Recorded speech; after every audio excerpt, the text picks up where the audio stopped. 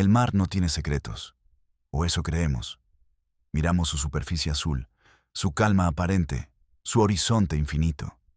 Y pensamos en paz, en vacaciones, en paraísos. Pero el mar, como los hombres, sabe guardar las historias más oscuras en sus profundidades, donde no llega la luz. Hoy vamos a la costa de Guerrero, un lugar donde el sol besa la arena dorada. Pero vamos a una playa que no conoce el calor, solo el frío del miedo.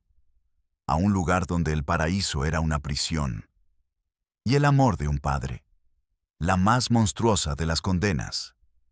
Esta es la historia de Ismael, el pescador, y de la familia secreta, que creó y mantuvo con sus propias hijas en una isla que el mundo había olvidado. Una historia sobre cómo la soledad puede pudrir un alma, y cómo la ley puede ser más ciega, más sorda y más cruel que la propia justicia. Yo soy padre del Valle, y esto es en realidad México. Antes de que la marea nos lleve a esa isla, a ese infierno disfrazado de belleza, quiero pedirte algo. No es por mí, es por ellas, por Luna y por Coral. Nombres que son poesía, pero que vivieron una pesadilla en prosa. Si crees que el incesto no es un asunto de familia, sino un crimen que nos concierne a todos, si te revela que un uniforme y un escritorio puedan ser cómplices del horror por simple indiferencia, por pura cobardía. Si te niegas a aceptar que la geografía sea una excusa para el abandono y la barbarie, entonces suscríbete a este canal. Alza la voz con nosotros. Que el eco de tu clic se sume al nuestro para romper este silencio. Porque el silencio es la arena donde se entierran los huesos de los inocentes. Ahora, sube a la barca. El viaje es corto, pero el horror es eterno. El hombre que descubrió el infierno se llamaba Damián Solís. Era cabo de la Guardia Costera. Joven, apenas 23 años, recién salido de la academia. Tenía el mar en la sangre y una idea de la justicia sacada de los manuales. Recta, clara, inequívoca, en blanco y negro. Una idea que la realidad de Guerrero, con sus miles de tonos grises, iba a destrozar. Lo habían asignado a un pequeño puerto, de esos que viven de la pesca del día y del turismo ocasional. Un lugar donde todos se conocen, y donde los secretos se protegen con una lealtad feroz, una lealtad hecha de miedo y conveniencia. Su trabajo era rutinario, aburrido, la mayor parte del tiempo. Patrullajes bajo un sol implacable. Revisión de permisos de pesca. Vigilancia contra el contrabando de gasolina o la pesca furtiva. Día tras día, la misma rutina. El mismo olor a sal, a pescado y a diésel. Fue durante esas patrullas que empezó a notar a Ismael. Ismael Galván. El ermitaño, le decían los otros pescadores. Un hombre de pocas palabras y mirada profunda. No se metía con nadie. Nadie se metía con él. Los otros pescadores lo respetaban. O quizás le temían. El mejor con la red, decían. Conoce el mar como la palma de su mano. Habla con las olas, bromeaban otros. Pero había algo extraño en él. Una soledad que no era paz, sino ausencia. Vivía solo, en una pequeña cabaña en el extremo norte de la playa, alejado de todos. Pero cada 2 o 3 días, Damián lo veía cargar su lancha no solo con redes y gasolina, sino con costales de arroz, de frijol, de harina, con latas de conservas. Demasiada comida para un solo hombre. Y siempre se dirigía en la misma dirección, hacia el punto en el horizonte donde se adivinaba una mancha oscura. Una pequeña isla a 1 hora de la costa. Isla Perdida, le llamaban. Un peñasco de roca volcánica y manglar que no aparecía en los mapas turísticos. Nadie iba allí. Se decía que las corrientes eran peligrosas, que estaba llena de serpientes. historias para asustar a los curiosos. Pero Ismael iba, religiosamente. Damián, por curiosidad, lo anotó en su bitácora. Un detalle sin importancia. Una anomalía en la monotonía. O eso creyó. Un martes, durante un patrullaje de rutina, el motor de su interceptora falló. Un sonido metálico. Unas toses. Y luego, silencio. Estaban a la deriva, justo cuando pasaban cerca de Isla Perdida. La radio no funcionaba bien. La ayuda tardaría horas en llegar. «Vamos a la isla», le dijo Damián a su compañero, un marino mayor llamado Beto. «Es mejor esperar en tierra firme». Beto lo miró con duda. «Ahí no hay nada, mi cabo, y dicen que da mala suerte». «La mala suerte ya la tenemos», replicó Damián. Maniobraron con dificultad hasta una pequeña caleta escondida entre las rocas. Un lugar invisible desde el mar abierto. La arena era blanca, fina como el polvo. El agua, de un turquesa irreal. Parecía una postal, un paraíso virgen, y en medio de esa postal había una cabaña. Construida con madera de naufragio, láminas de zinc oxidadas y hojas de palma. Primitiva, pero funcional. Había una red de pesca secándose al sol, unas conchas apiladas. El corazón de Damián empezó a latir un poco más rápido. Esta era la guarida de Ismael. Se acercó con cautela, sus botas hundiéndose en la arena. Beto se quedó junto a la lancha, como si un campo de fuerza invisible le impidiera avanzar. «Hola, ¿hay alguien?», gritó Damián. Su voz sonó extraña en el silencio. La puerta de la cabaña, que era solo una tela gruesa, se movió. Y de la oscuridad salieron dos figuras, dos muchachas.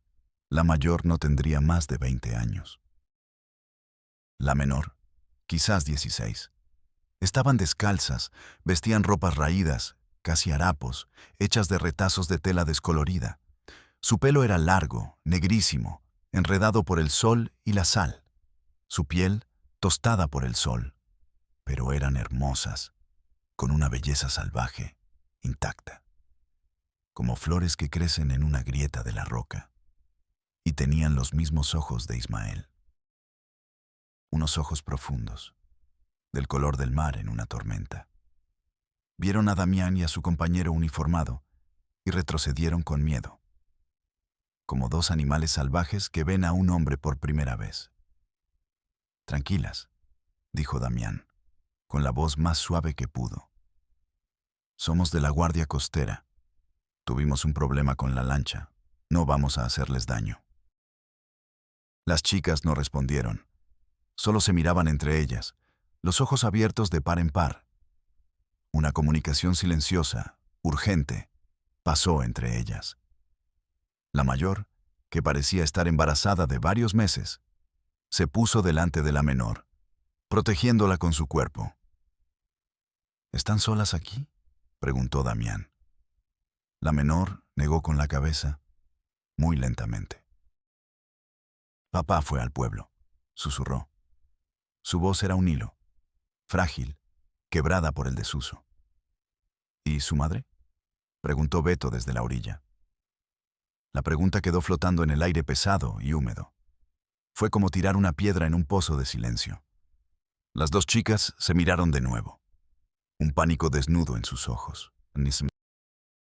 La mayor, a la que luego sabría que se llamaba Luna, hizo un gesto. Señaló a la menor. «Coral». Luego se señaló a sí misma. Sus labios temblaron como si buscaran una palabra que no existía en su vocabulario. Y entonces, con una voz desprovista de toda emoción, como si estuviera recitando un hecho tan natural como la salida del sol, dijo las palabras que abrirían el abismo.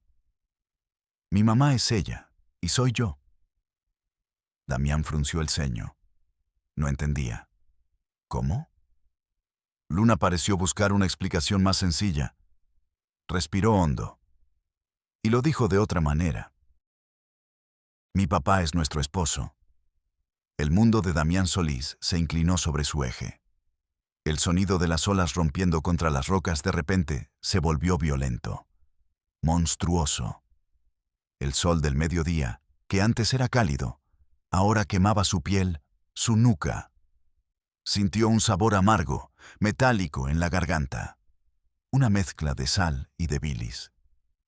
Miró a su compañero. Vio su propia incredulidad, su propio horror, reflejados en el rostro pálido de Beto. El aire se llenó de cosas no dichas, de un horror que no tenía nombre en los manuales de la academia. Miró a Luna, su vientre abultado, el origen de esa vida. Miró a Coral, la niña mujer a su lado, la víctima, la esposa, y en sus ojos ya no vio belleza. Vio una jaula invisible, construida con agua salada, miedo y soledad. Damián sintió que el uniforme de la Armada de México le pesaba toneladas, que el arma en su costado era un trozo de metal inútil, ridículo. Quiso decir algo, gritar, preguntar. Pero las palabras se habían atorado en su garganta, ahogadas por la monstruosidad de la confesión. Cerró los ojos por un instante, intentando procesar. La imagen de las dos hermanas, paradas frente a él, se grabó a fuego en sus párpados. Esa frase, "Mi papá es nuestro esposo", una frase que rompía todas las leyes, las de los hombres, las de la naturaleza y las de Dios. Abrió los ojos. La postal se había convertido en una escena del crimen, y él era el único testigo. No hicieron más preguntas. ¿Qué más podían preguntar? Repararon el motor de la lancha como pudieron, en un silencio tenso, pesado. Sus manos se movían con torpeza.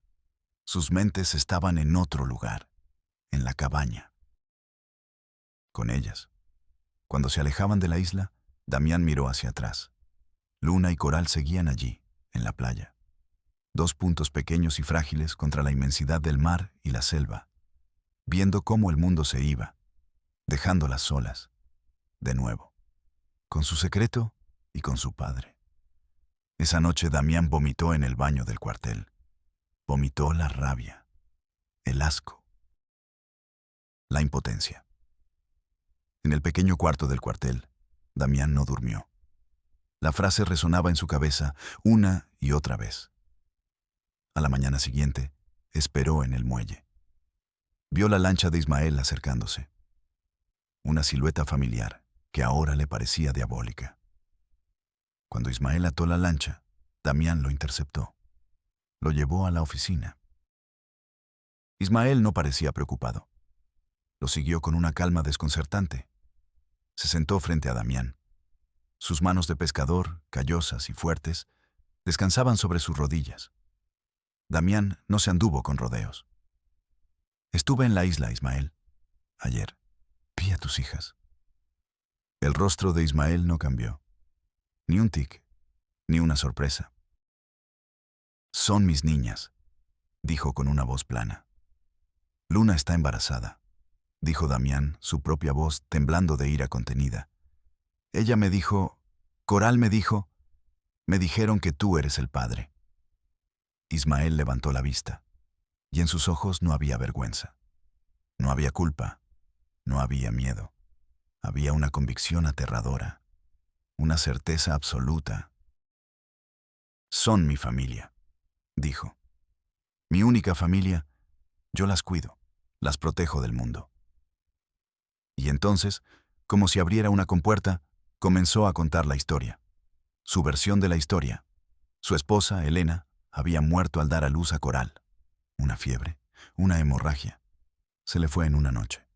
Lo dejó solo. Con una niña de 5 años, Luna, y una recién nacida. Este pueblo es un lugar malo, Cabo, dijo Ismael, su voz ganando una intensidad febril.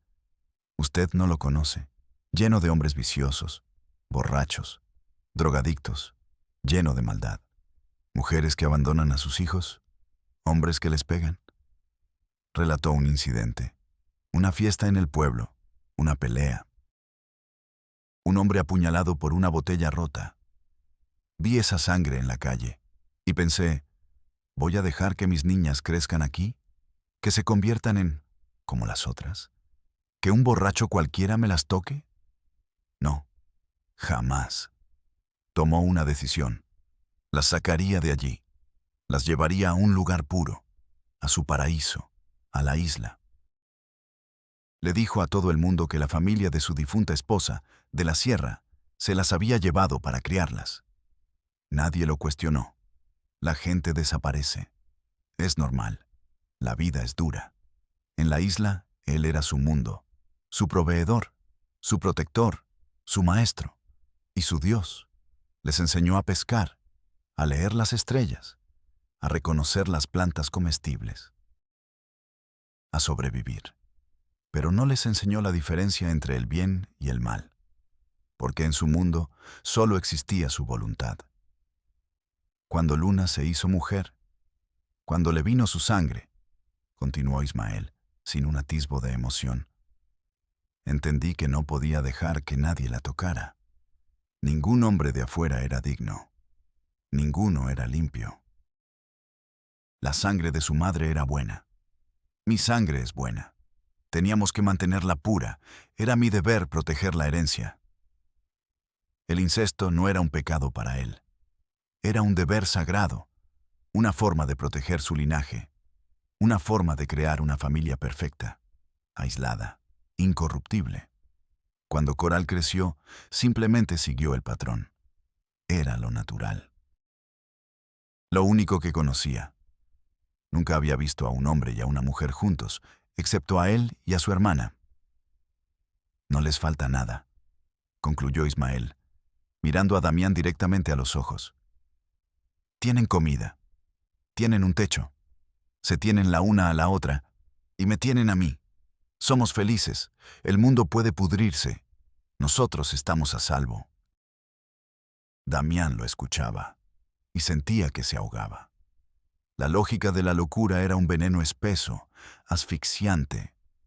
Este hombre no era un monstruo en su propia mente. Era un salvador.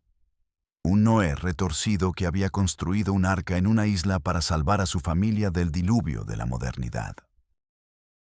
Y sus hijas, sus víctimas, eran las habitantes de ese paraíso infernal. Damián salió de esa entrevista con el alma helada.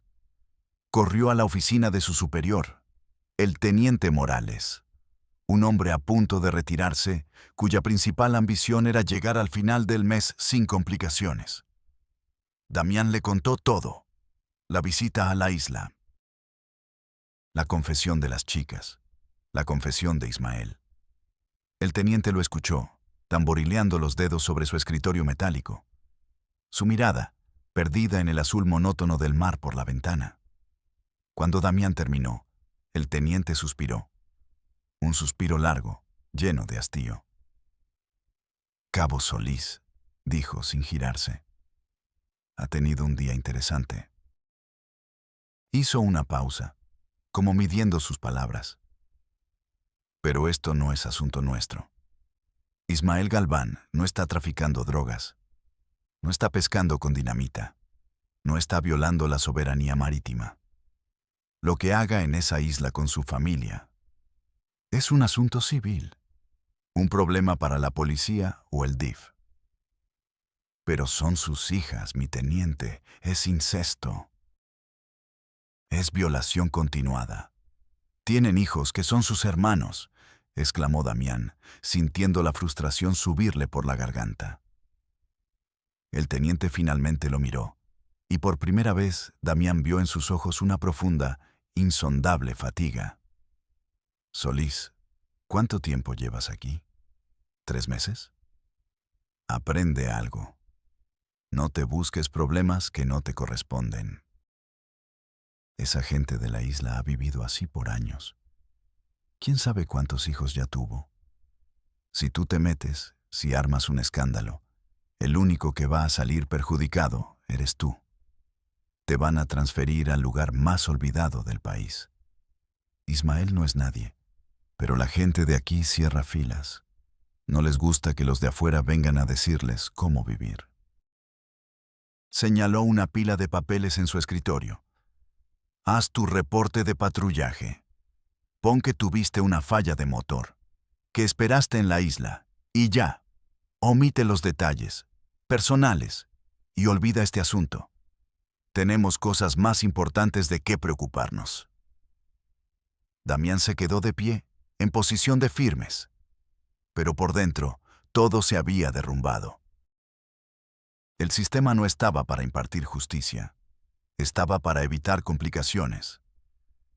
Ignorando la orden, Damián fue a la policía municipal.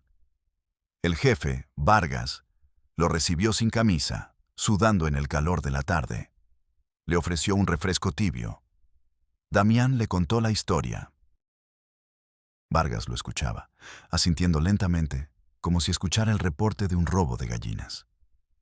Ismael, el ermitaño, dijo Vargas. Claro que lo conozco. Un tipo raro, pero buen hombre. No se mete con nadie. Siempre nos trae pescado fresco del bueno, a buen precio. Sonrió, mostrando un diente de oro. Mira, muchacho, lo que me cuentas suena feo. Muy feo. Pero, ¿tienes pruebas? ¿Un video? ¿Una grabación? La confesión del propio Ismael. Y las chicas en la isla. Vaya y pregúnteles. Una confesión sin abogado no vale nada. Y para ir a la isla necesito una orden de un juez. Y para que el juez me dé una orden, necesito una denuncia formal. ¿Algunas de las muchachas quiere venir aquí, a mi oficina, y firmar una denuncia contra su papi? La pregunta era una burla. Están aterradas, aisladas. No saben ni qué es una denuncia, dijo Damián. Entonces, no hay caso, concluyó Vargas, encogiéndose de hombros. No puedo arrestar a un hombre por lo que tú crees que está pasando. Es su palabra contra la tuya, y él es de aquí. Tú no. Mejor déjalo así, muchacho. A veces es mejor no remover el agua sucia porque salpica. Le dio una palmada en la espalda. Tómate otro refresco. Se te va a pasar el susto. Damián salió de allí. El sabor del refresco tibio y dulce se le mezcló con el de la rabia. Su última esperanza era la oficina del DIF en la ciudad más cercana, a 2 horas de camino. Un edificio gubernamental, gris, con olor a cloro y a desesperanza. La mujer que lo atendió, la coordinadora, ni siquiera se presentó. Solo le dijo, diga, sin levantar la vista de su monitor. Damián, por tercera vez, relató la pesadilla de la isla perdida. La mujer lo escuchaba mientras tecleaba. Su rostro era una máscara de indiferencia. Cuando Damián terminó, ella imprimió un par de papeles. Ok, dijo, con la voz monótona de un robot. Entiendo la situación. Lo que procede es lo siguiente. Necesito que llene el formato 7 bis. Reporte de presunta vulneración de derechos de menores. Le pasó el papel. Aunque una de ellas, Luna, ya no es menor. Y la otra, Coral, casi no lo es. Así que también llene el formato 9C. Notificación de violencia de género en población vulnerable. Le pasó otro papel. Una vez que tengamos los formatos, los turnaremos al área jurídica. El área jurídica solicitará al Ministerio Público que inicie una carpeta de investigación. El Ministerio Público probablemente dirá que necesita más elementos, como un dictamen psicológico de las víctimas.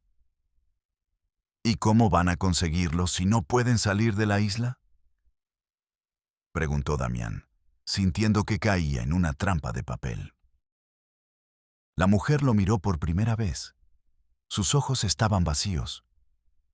Ese es el problema, ¿verdad? El sistema tiene sus procedimientos. No podemos saltárnoslos. Sin denuncia o sin dictamen, no hay caso. Es un círculo vicioso. Volvió a su pantalla, como si él ya no existiera. Cuando Carmen regresó a la oficina con las pruebas, Un superior le dijo, con la mirada perdida en un monitor: «Señora Mendoza, ahora esto es un caso de personas desaparecidas. Eso le corresponde a otra dependencia. Llene el formato 2B». La frase, que había escuchado en cursos, le golpeó con la fuerza de la realidad. No era un ejemplo. Era el manual de operaciones. El sistema no buscaba justicia. Buscaba ordenar el horror en carpetas, clasificarlo, archivarlo hasta que fuera olvidado. Damián regresó al puerto, derrotado, vencido. El mar, que antes amaba, ahora le parecía un cómplice, un manto azul que escondía el horror. Cada vez que salía a patrullar, evitaba mirar hacia la isla perdida. Pero la isla estaba allí, siempre. Una mancha oscura en el horizonte. Un recordatorio constante de su fracaso. Una tarde, vio la lancha de Ismael acercándose al muelle. No venía solo.